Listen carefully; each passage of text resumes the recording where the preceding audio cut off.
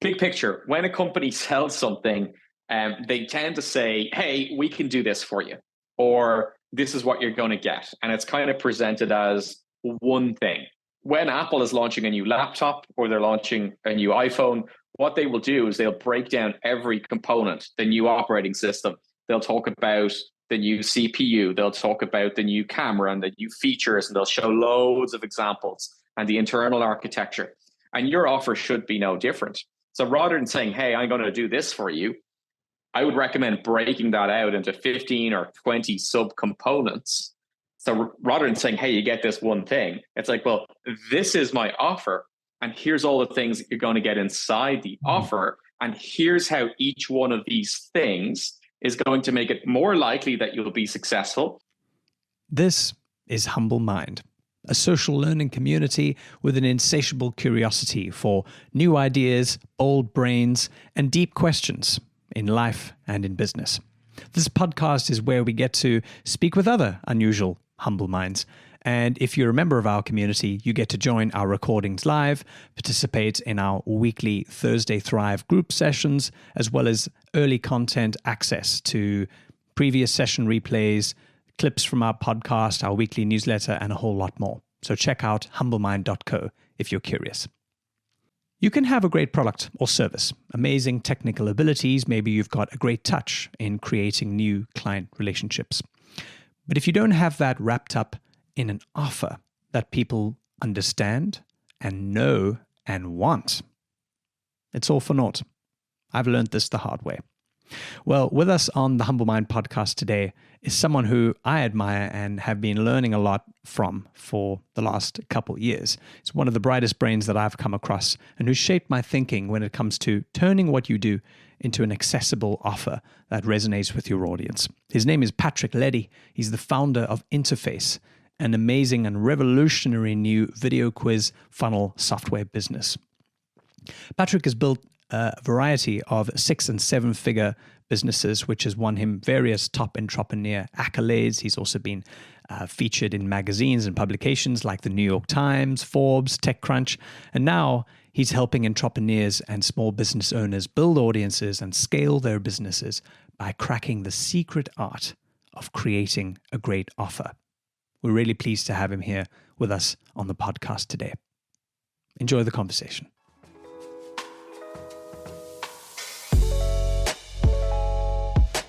So Patrick, welcome and thanks for joining us on Humble Mind. Thank you very much, Alex. Great introduction. And I like the title of the talk. That in of itself is like an offer, a soft offer. And what was it again? The secrets? The secret art of offer creation. The secret art of the lost art of offer creation. So that's good packaging of today's talk. So in a little way, that kind of intriguing packaging and calling what we're talking about today in some ways they are secrets. Yes. There's many businesses that don't follow these heuristics, and we're going to be breaking them down today. But just by calling them the secrets of offer design, that's good packaging. It's more intriguing. It adds what we call a fascination in copywriting, and that is an example of an offer. It's not paid. We're not charging anything today for attending.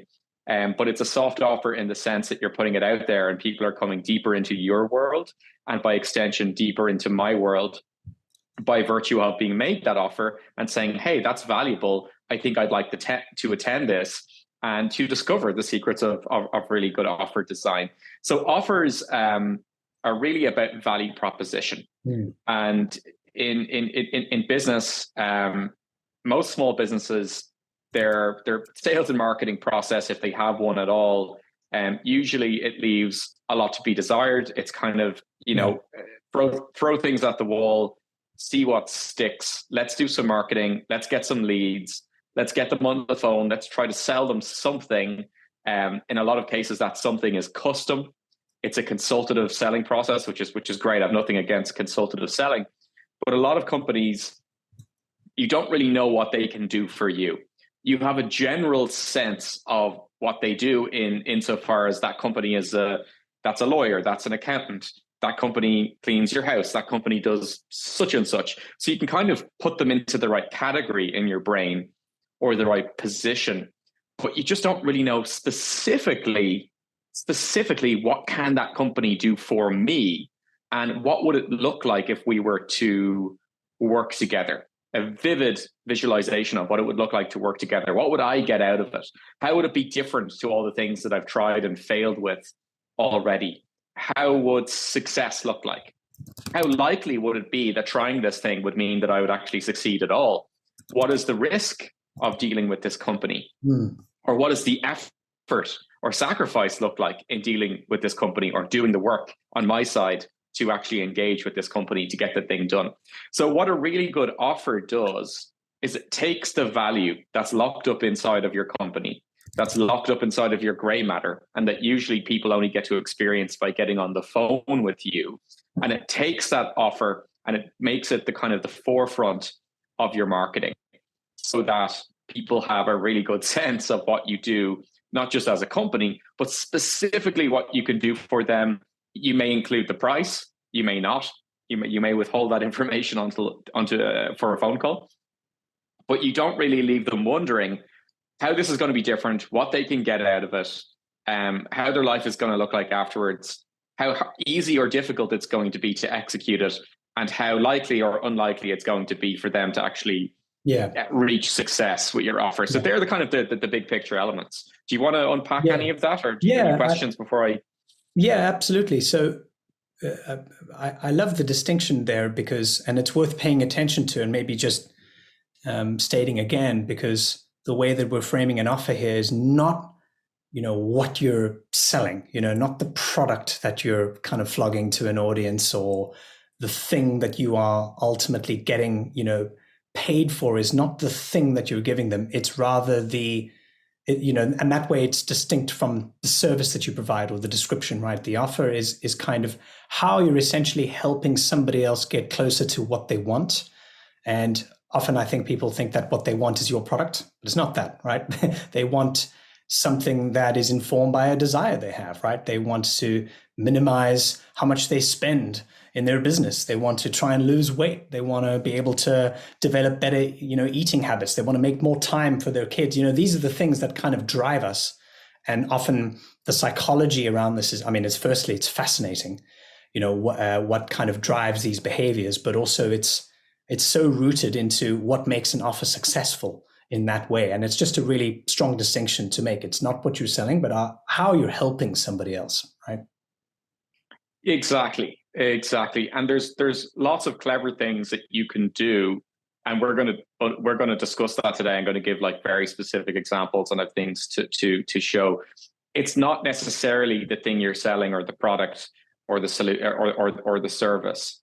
It's how you're explaining it to people. So people, you're quite right. Like, people don't want a product, and people don't want features and benefits. Although that is how a lot of things are sold, and that is how a lot of marketing is done. People just want solutions. People want to make meaningful progress in their lives, in their businesses, in different categories. People want to make forward progress. They have certain dreams. They have certain aspirations. They have certain goals, things that they want to, move forward on. And they couldn't really care less about a product or a service or features and benefits. They just want to know whether it's going to work for them or not. So it can be the case that when you do a value proposition redesign, you do an offer redesign, that you do actually change dimensions of your service and product. Now that you found a better way to make and construct the offer, sometimes it can change on the back end, ultimately what you end up delivering. And I'll talk about that in a second, but it doesn't have to lead to that. And in a lot of cases, it doesn't actually change one iota what the product or service is on the back end. It's more just taking the amazing value that is inside the company and it's projecting it outwards in your marketing so that people really get it, as in really rapidly understand what you do, how it can help them, how it's different, how it aligns with the outcomes they care about, how it's going to be easy to consume and make their life easier. It's going to not be timely in that it's not going to take forever to achieve the result, and that it's highly likely that this is going to work for them where other things have maybe failed in the past. And this thing is not very plentiful, right? It may be scarce or in short supply, and it may not be an offer that is also around forever, that is open and completely evergreen. It might be open for a certain period of time. So when we look at waiting lists, to buy certain supercars or Rolexes, there's a lot of waiting lists. There's even certain designer brands that, let's say, buy a handbag, you're on a waiting list. There's certain products, especially diamonds, are in very short supply. The short supply of which is artificially constructed by diamond brokers in Switzerland, would control the actual the outflow of diamonds into the economy, and that is done to maintain the high price tag. Because if they were plentiful and they have a huge stockpile of diamonds, if they were to release them all at one time, it's going to flood the market. It's going to drive prices down. So by keeping them scarce, they maintain value. And when you look at gold and you look at diamonds, they don't really actually have much of an intrinsic value. Maybe gold has some applications in material science and even in computer circuitry, but gold by itself, it's just an element, right? So like, it's not intrinsically valuable, but we ascribe a value to it because of its scarcity. So it's scarce. Diamonds are scarce. And also, if you have highly valuable offers that are also scarce, in terms of limited to a number of people that can purchase it, or limited to the time period in which you can purchase it, it becomes insanely more valuable. If not everyone can get their hands on it. Now, there is another thing as well that I would say. When you sit down to do like a value proposition design exercise and design a better offer, when you do this brainstorming, it can give you a lot of ideas for going back and changing your product and service. It isn't necessary. You might have a great product or service already, and a great value proposition and offer will make that value apparent to people and will cause more conversions. But sometimes it will allow you to go back and say, wait, there's an opportunity to change the product or service so that we can radically increase the conversion rate. And that happens in situations where maybe the product or service was not designed in a customer-centric way to begin with. And it was not really designed in such a way that you would think about how the other person on the other side of the table as a buyer might like to buy something. Big picture, when a company sells something, they tend to say, hey, we can do this for you, or this is what you're going to get. And it's kind of presented as one thing. And when it's presented as one thing, it doesn't really sound as valuable. And when Apple is launching a new laptop or they're launching a new iPhone, what they will do is they'll break down every component, the new operating system. They'll talk about the new CPU. They'll talk about the new camera and the new features, and they'll show loads of examples and the internal architecture. And your offer should be no different. So rather than saying, hey, I'm going to do this for you, I would recommend breaking that out into 15 or 20 subcomponents. So rather than saying, hey, you get this one thing, it's like, well, this is my offer, and here's all the things that you're going to get inside the offer. And here's how each one of these things is going to make it more likely that you'll be successful. We'll have to do less work to consume and implement the offer. Success will be more likely, guarantees scarcity, urgency on all of these components. Just to round off what you were saying there as well, that's the idea of stacking the value, right? So it's kind of really making the offer seem like it's not just one thing that you're getting, but the different components, like you said, helps to contribute not only to all the things that you are getting, all the components that is inside of this, but at the same time, it's going to also have a direct impact on why this will help, why this is going to actually help you succeed, right? Which is what we want. So it's a great concept, a nice way of unpacking it. Yeah, exactly. And some people think, well, is this whole topic of offer design, is this about me becoming a better salesperson and sending better proposals to my client? No, not necessarily, but it can help with that. It can actually help you close more deals and present better proposals that end up winning the job. But offer design and value proposition design, it actually is a step before any of that, before you walk into the room and do any selling, before you present a proposal, because the offer is kind of, I believe it's more intrinsic to the company itself. And when you get the offer right, you can actually send that out through your marketing. Okay, so that people are attracted to you in the first place, so that they pick up the phone at all.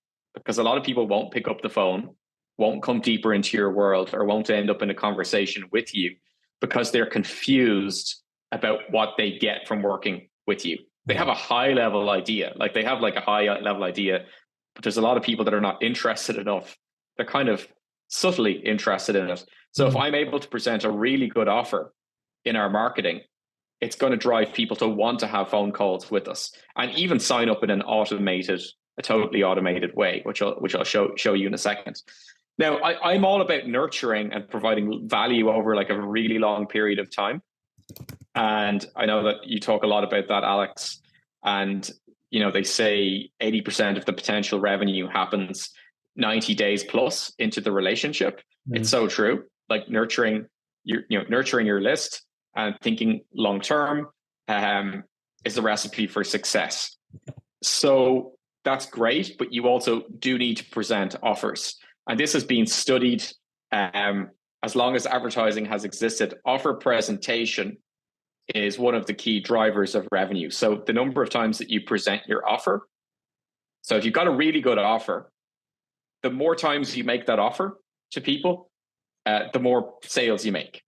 And it makes total sense, because you could be nurturing people to death, but if they never see your offer, they don't convert. They'll keep consuming the nurture content and they'll be like, this is fantastic. And then maybe once a year, you only make a hard offer and you see a flood of sales coming in.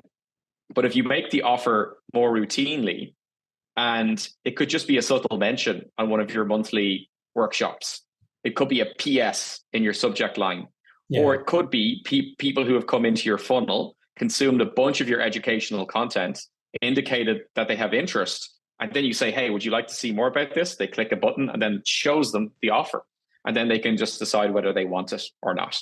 Let's go in and break out the components of the offer. This comes from something called the 4 forces, of offer design.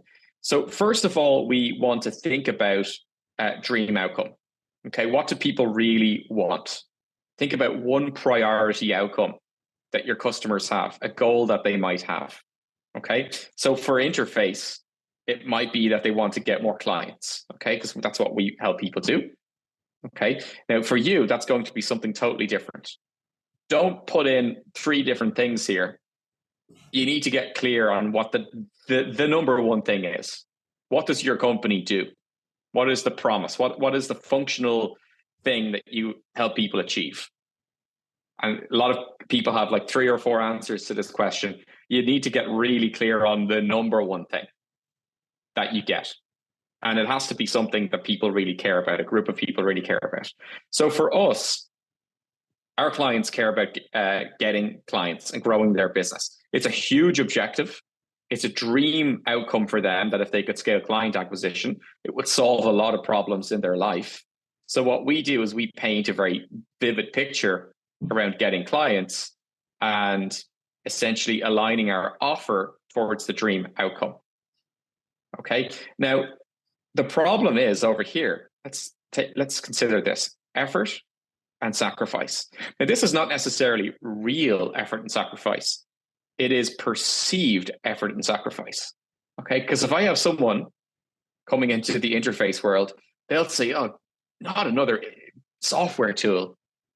I'm just inundated with software.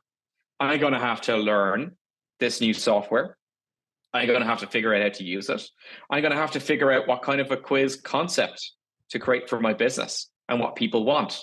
I'm going to have to figure out what questions to ask and the right answers. And then I'm going to have to record videos of myself. And then I'm going to have to figure out what to say on camera. And I'm going to have to script it. And then I'm going to have to integrate all this with all of my other stack. And it's a lot of work. And it's extra new software. So down here, they're thinking, oh God, like it's a lot of work here. I have to, learn new software.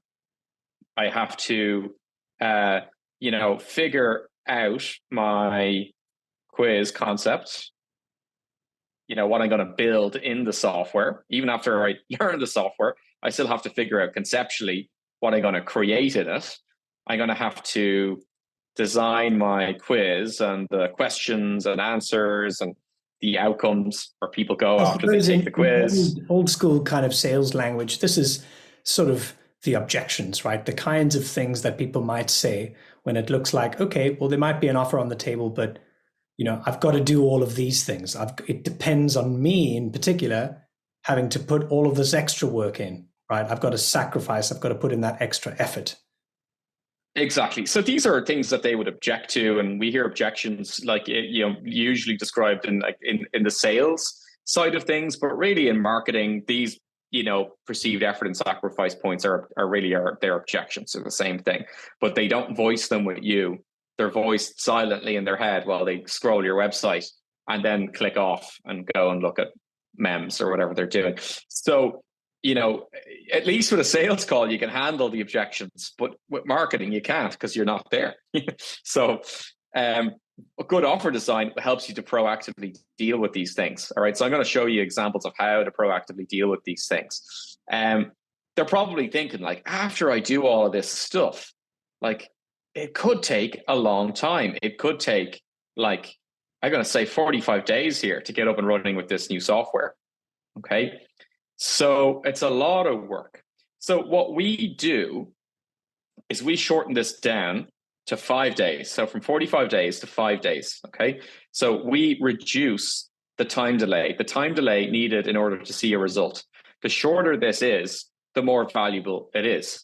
So lose 30 pounds in 2 years, or lose 30 pounds in 180 days. Okay, no one's going to wait the 2 years. Very few people, right? They want the result fast. So if you're implementing a new software and it's 60 days before you see any kind of a result or even get up and running, that's very far into the future. So our offer shortens it to 5 days. It paints the dream outcome of getting clients. It reduces the effort and sacrifice by saying, hey, you won't have to learn a new software because we're going to teach you. You won't have to figure out a new quiz concept because we're going to actually help you with the concept and give you training on that. You won't have to do that because we're going to train you how to do that. And you won't have to do any of the other because we're going to do all of that. And you'll see in my offer how we've done that. And what we do is we reverse the perceived effort and sacrifice into, you guessed it, easy solutions. Okay. Now, we want to be realistic as well. Okay. You don't want to say it's absolutely no effort involved. You do want to get good clients, ones that will work hard on their end to get a result. But there's a lot of effort and sacrifice. There's a lot of inertia to overcome when it comes to selling something. And price is not usually the biggest objection. It's time, it's effort, it's sacrifice, it's strain, it's learning, it's the mental cognition that they're going to have to put in. It's not the money. The money is what people will often say as being the reason why they're not buying it.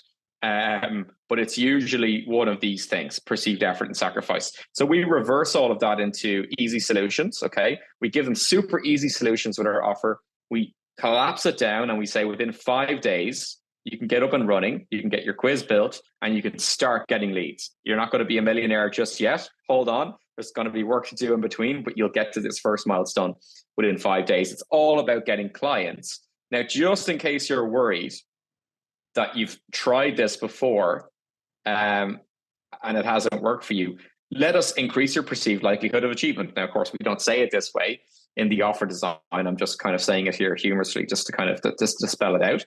But here's ways that you can increase the perceived likelihood of achievement. Okay, so you can have case studies and examples of prior success. Okay, that's a pretty obvious one. Let me give you another one. You can have a unique methodology. And if you have a unique methodology, your 3-pillar process, your three-step system. Ours is the interface method. People will say, wow, I've never tried that method before. I've never tried selling Made Human. This is new. This is something I haven't tried before. If you forgive past failures and mistakes, this is positioned as a new opportunity that sells around the pain rather than selling through the pain. Okay, so there's another way, and it's offering a guarantee. Okay, now you could offer a money back guarantee. You could offer a satisfaction guarantee. You could offer a pays for itself guarantee. You could offer a you achieve micro result guarantee within time frame. You could also make this based on them, attending all of your calls or doing a certain amount of work in order to access the guarantee. What guarantees really do is they just reverse the risk. So two people are coming together for the first time. They don't know each other.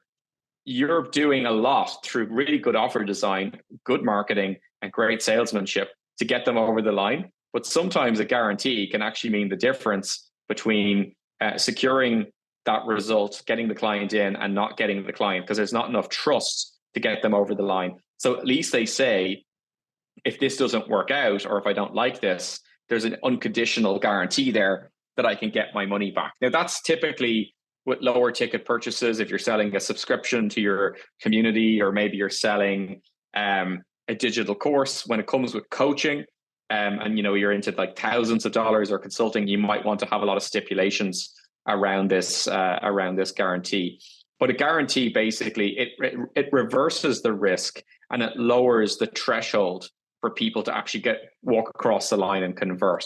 So we see when you add guarantees to your offers, they convert much better and far in excess of the refund rate. Okay, so when you have the offer that's well designed, a guarantee that is well designed, and you have the right stipulations in there so that it's not abused, you could have an exceptionally low refund rate. And that refund rate, when you look at it over the year, is tiny compared to the revenue that it's brought in. So it's probably brought you in a few $100,000 extra than it would have by not having it. And maybe you lost 10 grand with one or two refunds.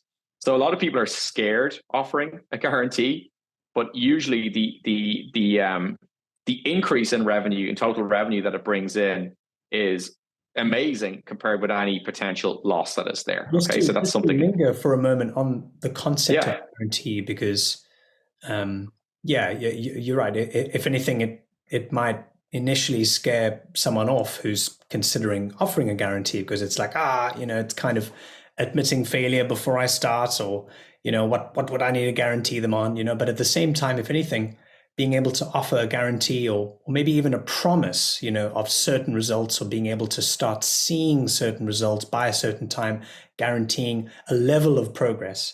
Because of course you can't guarantee the world, but being able to have some kind of reversal of that risk is in many ways such a projection of confidence, right? Because it means like, look, I know how you might be feeling about this. I've had a lot of people who have felt that before, but they've been able to find some level of trust and keen to, to progress because of this. And that kind of it kind of kills the risk for everybody, doesn't it? So it's such a great tactical kind of element to this.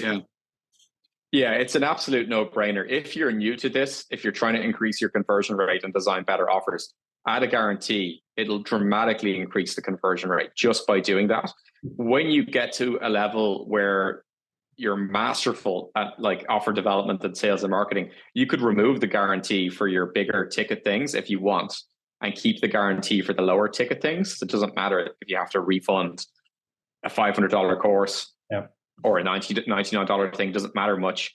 And also, if people are going to pay you $10,000, $20,000, $50,000 and there's going to be a guarantee, you can stipulate the guarantee that showing up to all of the Zoom calls, spending a minimum amount on Facebook ads, doing X, Y, Z, that that if they realistically do all of those things, they will actually achieve success.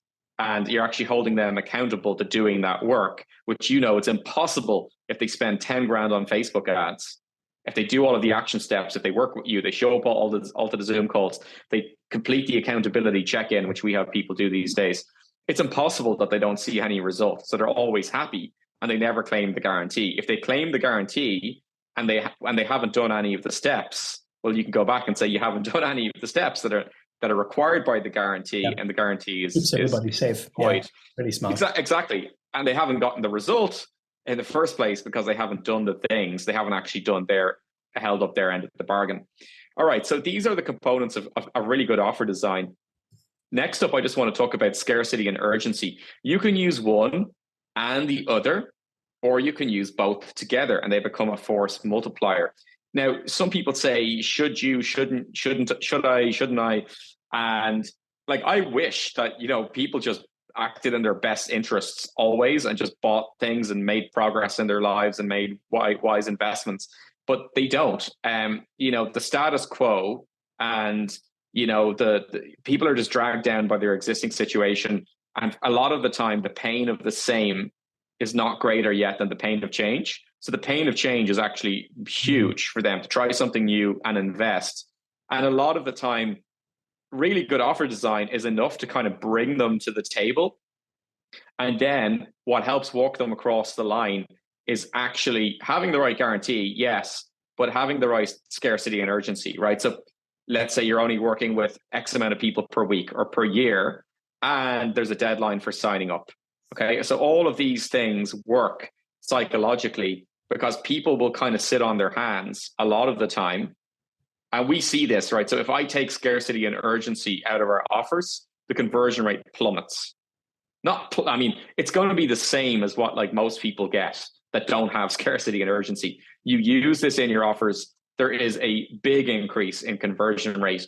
And basically, people like things that are scarce. They like things that are going away and that they can't get them. And basically, it means the difference between them converting. Huge companies do this. And people think that this is only used for internet marketing. It's only used for cheap things. It's not. This is used in some of the world's biggest, most expensive products and products that have wait lists. It's such a good pitch, and it's so well kind of put together. And I can clearly see that. You know, it's something you've run through a couple times and have down to a T. Well, it feels almost more like a story that you're telling. Rather than just a sort of a pitch, you know, on the phone, because it's got all of these elements. And I've kind of noted down these elements where you've, you know, that of making this really rock, which is captivating the interest, making it relevant, you know, getting them to sense that there's a sort of a personalization element to it. You know, this is for them, this is for you, and here's why.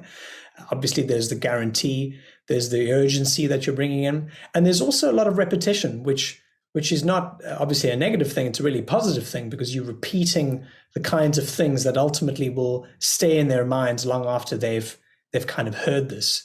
And you've kind of chosen those tactical moments to kind of repeat certain phrases or certain things that really kind of get them to think, wow, okay, there's really a lot here. And I'd be really dumb if I didn't go ahead with this. Yeah, the repetition is actually super important. Some people are kind of curious about that, if they're going to sound like a broken record, but the repetition is actually critical.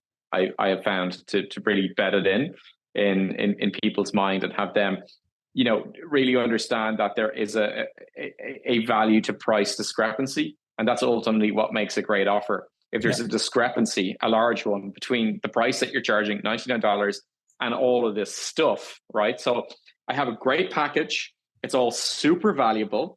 It's only $99, and there's a risk reversal that will give you your money back, and the ongoing fee can be cancelled. And we're basically, through the offer design, we're showing you how likely it will be to be successful with interface. That you're not just paying $99 and you get access to a software tool. No, we're giving you like a very well planned out training that gets you launched. We're giving you live training that takes you through it, one-to-one coaching, and a bunch of, you know, bonuses that kind of wrap it all up with a bow. Yeah, really. So look, offers that are automated and have no human involvement, where you just give them a software tool, that's really hard to sell.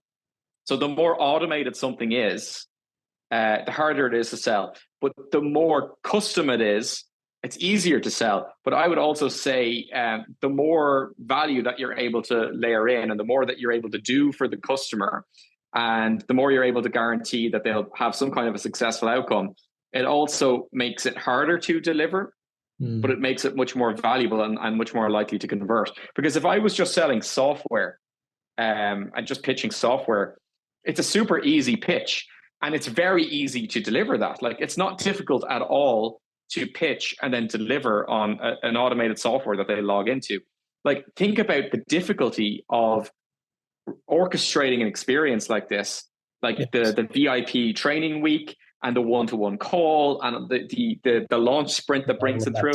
Like, it's really complicated to deliver on that. But that means it's much, much easier to sell because it has those components to it. It's much, much easier to sell. So I would say, in a sense, the bottom line here is, if you really want to sell more of your thing, deploy everything at your disposal to make the customer successful. Give them things that make their success guaranteed. Reduce all of their effort and sacrifice and turn it into easy solutions. Give them a guarantee, shorten the time delay, and paint the dream outcome vividly, and use every single thing at your disposal. All of your knowledge, all of your courses, your tools, your time, perhaps, bundle it all together into a super offer. And that will really increase your sales and your conversion rate, rather than just providing something that's good enough. And that's what a lot of companies do. They have something that they think is kind of good enough, and they complain then that maybe they're not converting, so. Yeah, it's so true. It's so true. Wow. That was a veritable masterclass on how to think in a really sort of structured way about how to create an offer. When you talk about how do you find that value, what metrics do you use to find that value? How do you quantify it? Yeah. Yes, thank you. How do you quantify that? Well, I think you're talking about the courses. So like these are courses that I started creating years ago, and I sold them at that price. Yeah. So I've actually genuinely sold those products at those prices. Sometimes they had a cohort, or they had a little bit of live coaching with them. Like, it wasn't just the information. But I've also bought courses of information that, like, it's just $10,000 for the course, $20,000 for the course. I spent some big money just to access information. So these things are genuinely worth that, and have been charged that in the past. So it's super easy for me to say, well, I've charged that before. That's what it's worth. That's what the value is. And, today those courses individually are not on sale anymore, but they're hyper valuable. And I'm like, well, I really want to sell Interface. I really want to get subscribers for Interface. And I'm happy to give access to these courses that previously cost a lot, to just give them to people for saying yes to Interface. I'm giving you an ethical bribe to try Interface. And in some cases, these bonuses are more valuable than the original offer. So they're like I was already hooked on the original offer, but these bonuses are insane. Like, I'd buy this just to get that course he was talking about. So it takes them from an 8 out of 10 on the interest, that just pushes them over, and they are an 11 on the interested scale. So that's kind of like how I think about that. Patrick, thank you so much for joining us and giving us an amazing education in how to think clearly about creating an offer. I really hope you enjoyed it as much as we did. And hope to have you on again. We appreciate it. Lovely to meet you all. Cheers. Thanks so much. Thanks everyone for joining. Appreciate it. I hope you enjoyed this conversation from the Humble Mind podcast. If you're curious about our community and want to take a little bit of a closer look at what we do on Humble Mind, check us out at humblemind.co. Until next time.